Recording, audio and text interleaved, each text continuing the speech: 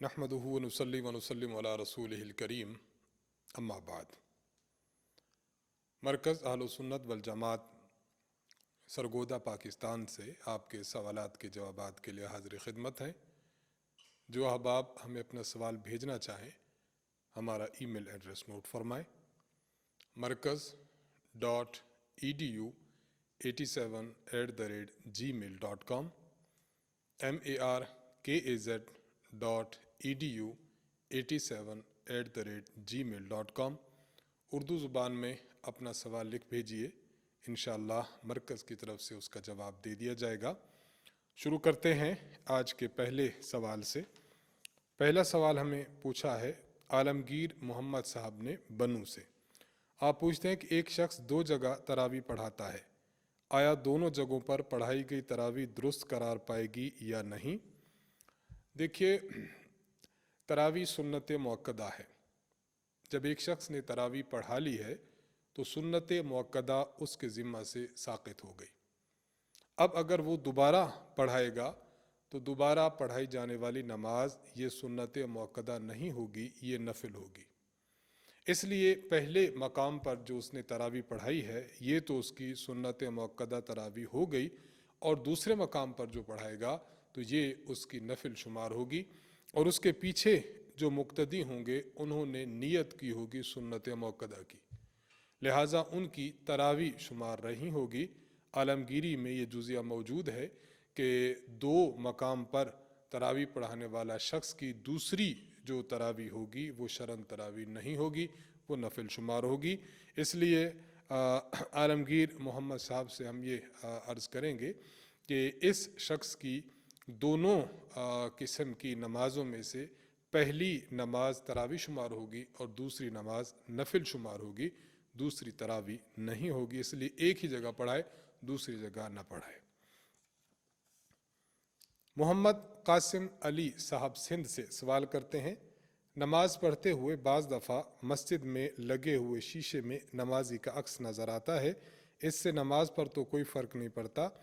इससे नमाज पर कोई फ़र्क नहीं पड़ता। बस इंसान को चाहिए कि जब क़ियाम की हालत में हो तो अपनी निगाह को सजदा की तरफ रखे, और जब रुकू में हो तो अपनी निगाह को अपने पाँव की पुश्त पर रखे रुकू में, और सजदा में हो तो अपनी नाक की बीनी पर रखे। अगर तशहुद में है तो अपनी गोद में निगाह रखे। सामने शीशा लगा हुआ हो, उसमें इस नमाजी का अक्स नज़र आता भी हो तब भी कोई हर्ज नहीं। नमाजी को बस अपनी निगाह को कायम रखना चाहिए, इसकी नमाज पर कोई फ़र्क नहीं पड़ेगा। नाजिम हुसैन साहब सिंध से आप सवाल करते हैं कि 20 रकत तरावी की दलील बयान कर दें। देखिए, 20 रकत तरावी पर तो हमारे काफ़ी ज़्यादा बयानात यूट्यूब पर मौजूद हैं, फ़ेसबुक पर मौजूद हैं, जिसमें 20 रकत तरावी को दलाइल की रोशनी में साबित किया गया है।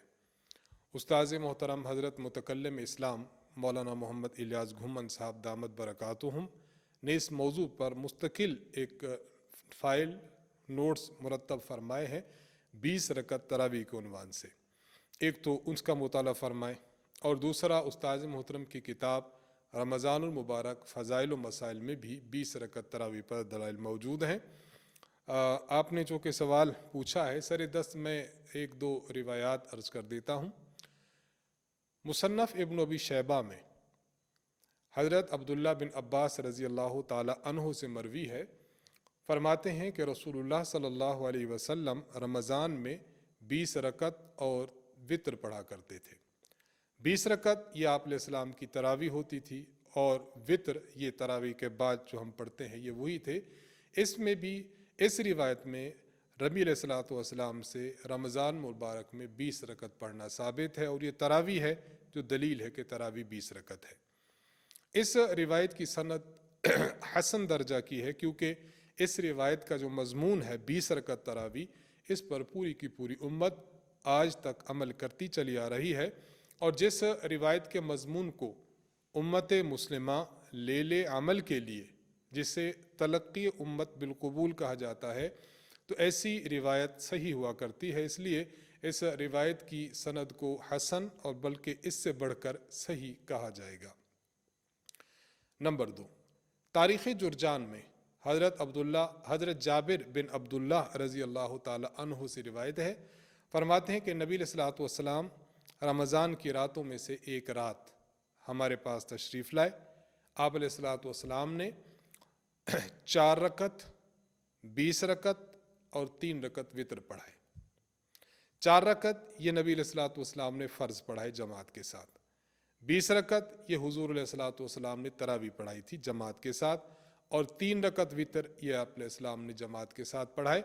तो यहाँ 20 रकत का तज़किरा करना ये तरावी के 20 अदद होने की दलील है।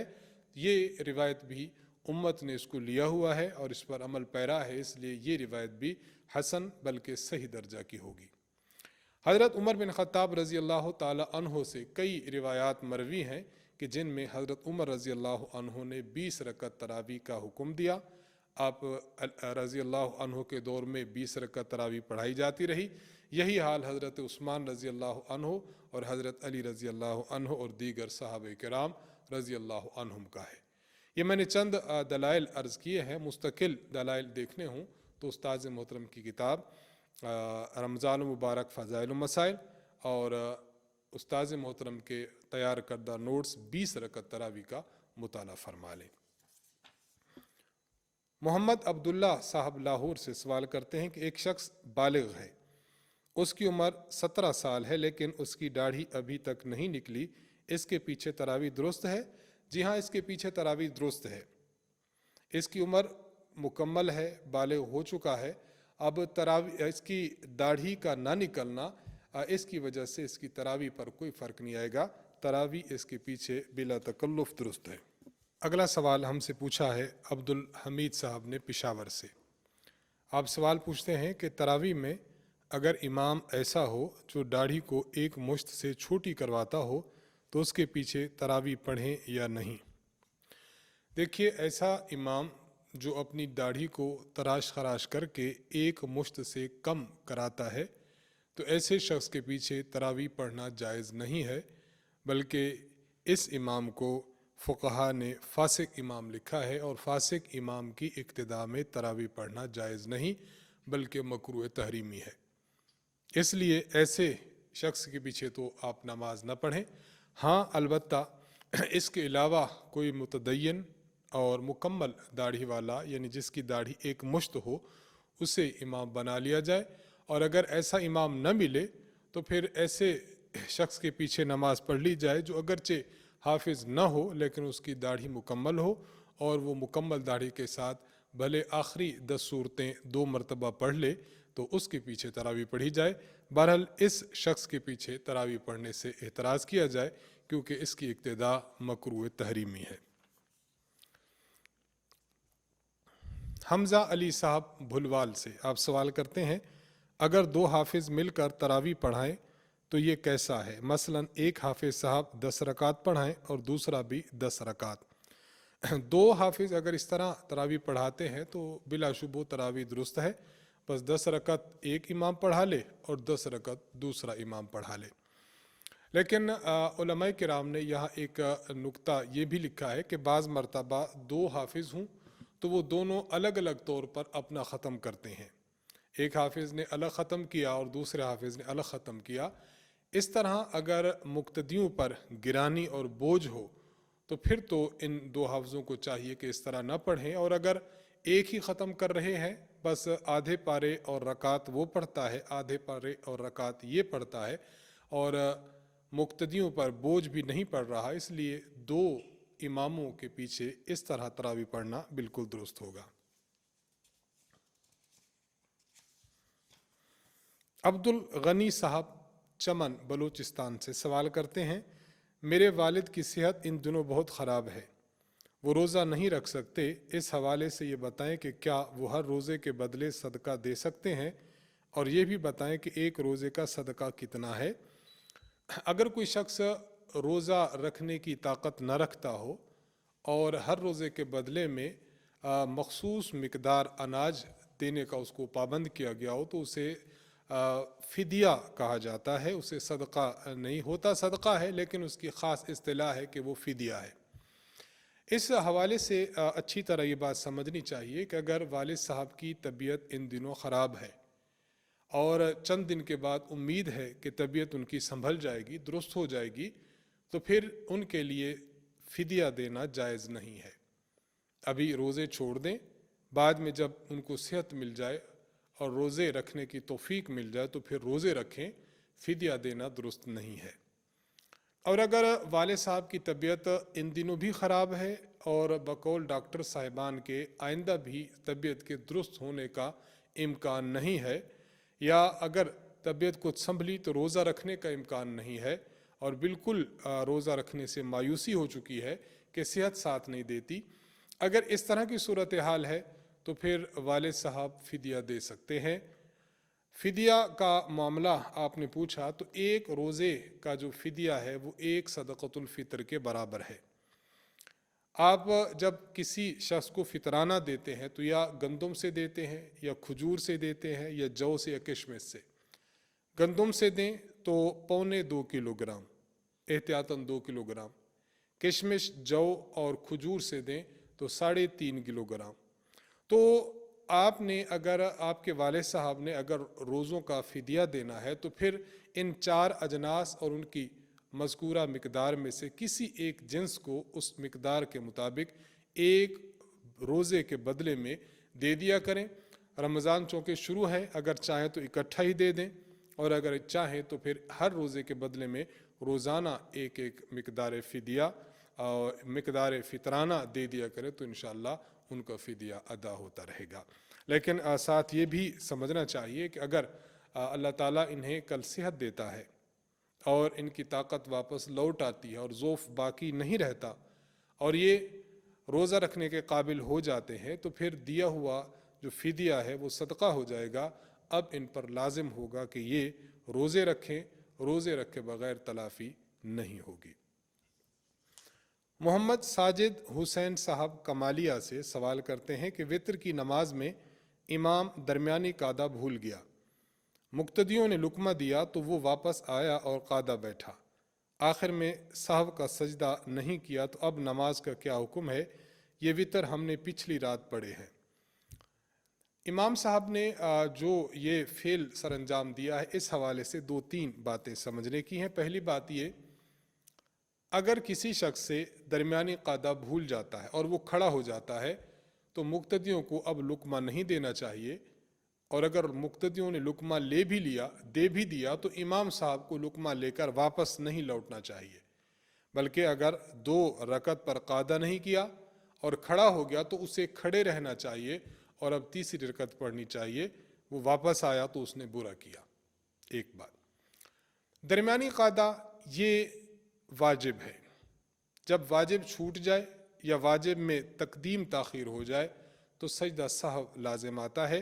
चूँकि इमाम साहब पर सजदा साहब शरन लाजिम था उन पर और उन्होंने सजदा करना चाहिए था, लेकिन उन्होंने सजदा नहीं किया, तो ये इमाम साहब की गलती है। अगर किसी शख्स ने नमाज में सजदा साहब वाजिब हो और सजदा साहब वो उसने नहीं किया तो नमाज को दोबारा लौटाना लाजिम होता है। 2 बातें। तीसरी बात, एक शख्स पर सजदा साहब वाजिब था लेकिन उसने नमाज को लौटाया नहीं कि नमाज का वक्त गुजर गया। वितर का वक्त ये तुलुए फजर है, तुलुए फजर से पहले पहले तक इन पर लाजिम था कि अपने वितर को लौटा लें, लेकिन अगर इन्होंने वक्त से पहले पहले वितर अपने इयादा नहीं किए तो वक्त गुजर गया। वक्त गुजरने के बाद अब उन वितर का इयादा वाजिब तो नहीं, अलबत्ता मुस्तहब ज़रूर है। रात भले गुजर गई है, मुस्तहब ये है कि आप इनफिरादी तौर पर हर शख्स वितर को लौटा सके तो लौटा लेना चाहिए, और अगर न भी लौटा दे तो ये मुस्तहब है, ये फ़र्ज़ और वाजिब नहीं है। ये 3 मसले आपकी खिदमत में अर्ज़ कर दिए, इन्हें बगौर सिमात फरमा कर इसी के मुताबिक अमल फरमाएँ।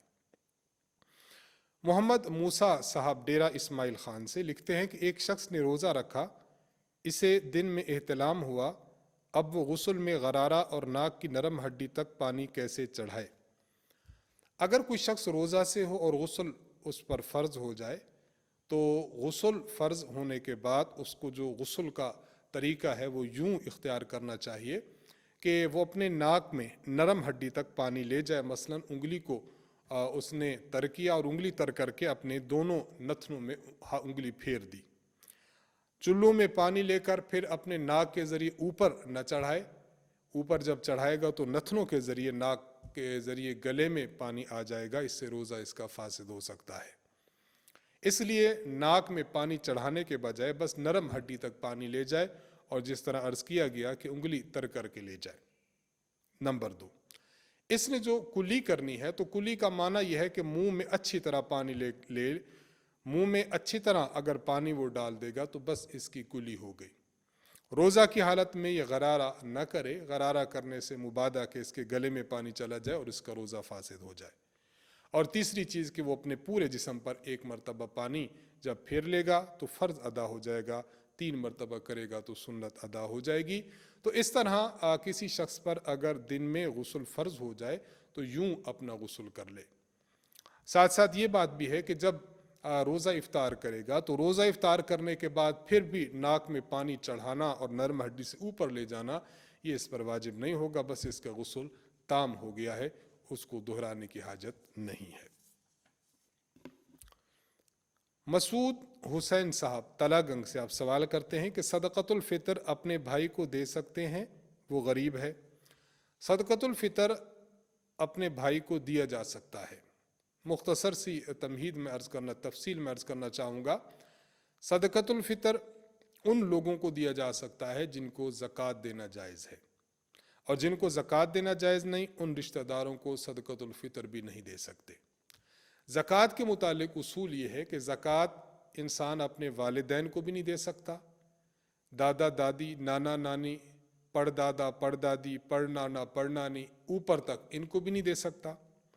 اسی طرح جو اس سے پیدا ہوئے ہیں، بیٹا بیٹی، پوتا پوتی، نواسا نواسی، ان کی اولادیں، ان کو بھی نہیں دے سکتا۔ خاوند اپنی بیوی کو بھی نہیں دے سکتا اور بیوی اپنے خاوند کو بھی نہیں دے سکتی۔ اس کے علاوہ باقی رشتہ داروں کو دیا جا سکتا ہے، بہن بھائی کو دے سکتا ہے، بھائی بہن کو دے سکتے ہیں، چچا بھتیجے کو دے سکتا ہے، بھتیجا چچا کو دے سکتا ہے، سسر اپنے داماد کو دے سکتا ہے، داماد سسر کو دے سکتا ہے، بہو ساس کو دے سکتی ہے، ساس بہو کو دے سکتی ہے۔ تو یہ تفصیل ہے صدقۃ الفطر کے بارے میں۔ اصول اور فروع کو بھی نہیں دے سکتے، خاوند بیوی ایک دوسرے کو نہیں دے سکتے، اس کے علاوہ رشتہ دار دے سکتے ہیں۔ زکوٰۃ کی رقم ایک ہی غریب کو دینا ضروری ہے یا کئی غریبوں کو دی جا سکتی ہے؟ دونوں صورتیں درست ہیں۔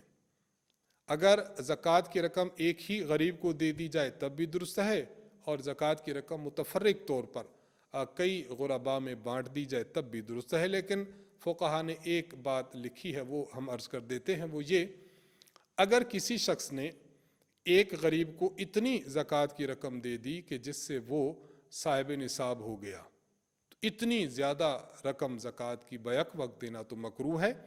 ہاں البتہ جس شخص کو دیا جا رہا ہے وہ مقروض ہے، اس پر قرض زیادہ ہے، تو پھر ایک نصاب سے بڑھ کر بھی اس کو زکوٰۃ دی جا سکتی ہے، کیونکہ اب وہ صاحب نصاب بنے گا ہی نہیں، کیونکہ اس پر بہت زیادہ قرض جو ہے وہ چڑھا ہوا ہے۔ تو زکوٰۃ کی رقم ایک کو بھی دی جا سکتی ہے اور متفرق افراد کو بھی دی جا سکتی ہے، اس تفصیل کے ساتھ۔ تیسرا سوال لکھتے ہیں مسعود حسین صاحب کہ ہمارے محلے میں سلائی کڑھائی سینٹر میں مشینوں کی ضرورت ہے، کیا ہم زکوٰۃ کی رقم سے وہاں مشین دے سکتے ہیں؟ زکوٰۃ کی رقم کی ادائیگی کے لیے ضروری ہے کہ جس کو زکوٰۃ کی رقم دی جائے وہ اس کا مالک بن جائے۔ سلائی کڑھائی سینٹر میں جو مشینیں دی جاتی ہیں، خواتین آتی ہیں، سیکھتی ہیں اور پھر چلی جاتی ہیں۔ خواتین ان مشینوں کی مالک نہیں بنتی، اس لیے سلائی کڑھائی سینٹر میں مشینیں خرید کر دینے سے زکوٰۃ ادا نہیں ہوگی۔ ہاں ایک صورت یہ ہو سکتی ہے کہ آپ نے اس سینٹر میں دیکھا مثلا 10 خواتین ہیں، 5 خواتین ہیں، مشینیں آپ نے خریدی اور خرید کر ایک خاتون کو ملکیت کر دی کہ تم اس کی مالک ہو، اور وہ گھر لے جانا چاہے تو اس کو کوئی روک ٹوک نہ ہو، وہ گھر لے جائے، تو زکوٰۃ کی ادائیگی میں ضروری ہے کہ جس کو زکوٰۃ دی جا رہی ہو وہ اس رقم کا یا چیز دی جا رہی ہے تو اس چیز کا مالک ہونا چاہیے۔ اگر مالک نہیں بنتا، صرف وہ منفعت حاصل کر رہا ہے، تو اس طرح زکوٰۃ ادا نہیں ہوگی۔ تو آپ کے تینوں سوالات کے جوابات ہو گئے۔ انہی سوالات کے ساتھ ہم آپ سے اجازت چاہیں گے۔ اللہ تبارک و تعالیٰ سے دعا ہے کہ اللہ تعالیٰ رمضان المقدس میں ہمیں خیر و برکت کے ساتھ زیادہ سے زیادہ عبادات کرنے کی توفیق عطا فرمائے۔